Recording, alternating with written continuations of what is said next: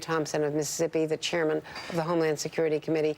Mr. Chairman, thank you very much. Thanks for taking the time. And I wanted to first ask you about the ICE raids and what have you learned so far, if anything, about the status of the children who were left unattended, the people who were improperly arrested, and the numbers of people who are still being detained?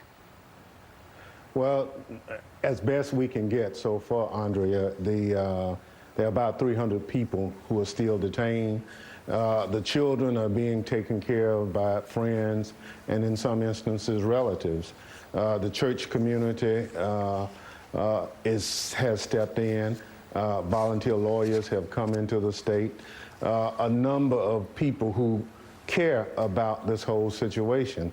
You know, the real tragedy in this is the most vulnerable people are being picked on. The companies were the ones who employed the individuals. But as you know, those companies have basically been left alone. And so we're concerned about it. I'm going to a couple of the communities after this session with you to comfort some of the people. I've been getting calls all weekend. There are some people and communities that are hurt.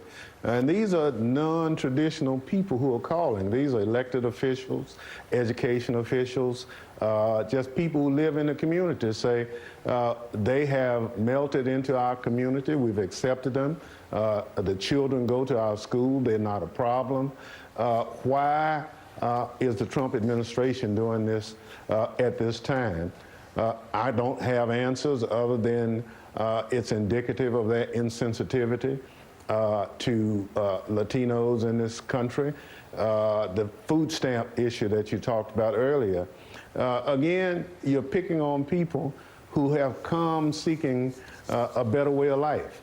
And if food stamps is a bridge to that better way of life, why wouldn't you want to be a part of helping people get to the American dream? So this administration is proven that they can be as heartless as you can imagine. And another question that I had is why, if they were not, as law enforcement officials, they were not going to notify the schools?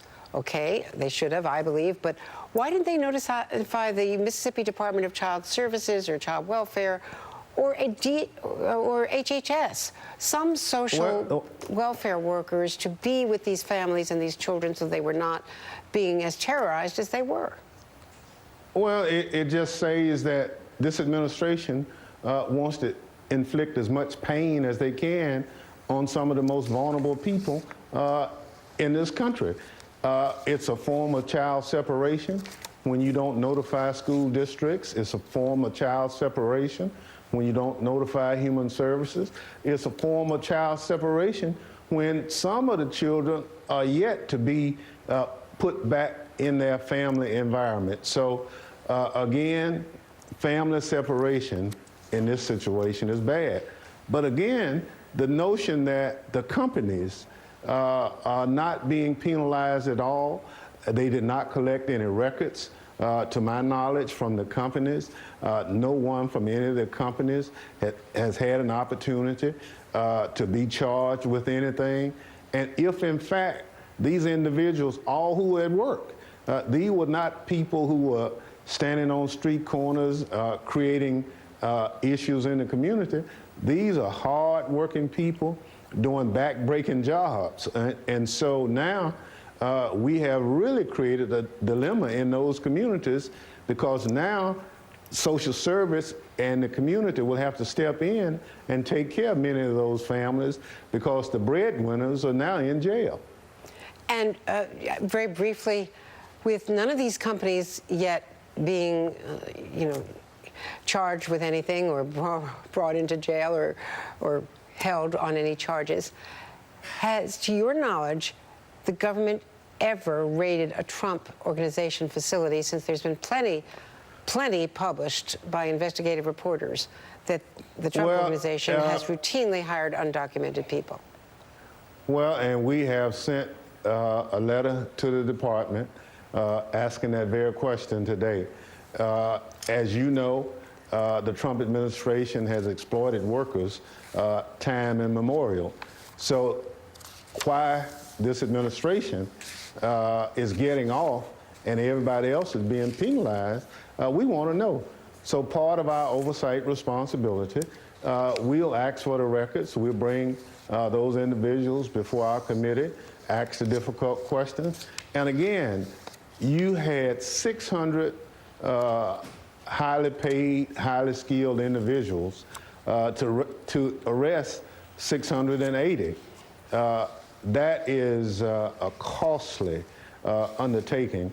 And I think the timing of it could not have been worse. The issue with the two issues of the killings that we've just been exposed to, and now to pick on the Mexican workers and others at the poultry processing plants was absolutely unconscionable. But again, I'm not surprised with this administration. They pride themselves on picking on some of the most vulnerable people in America.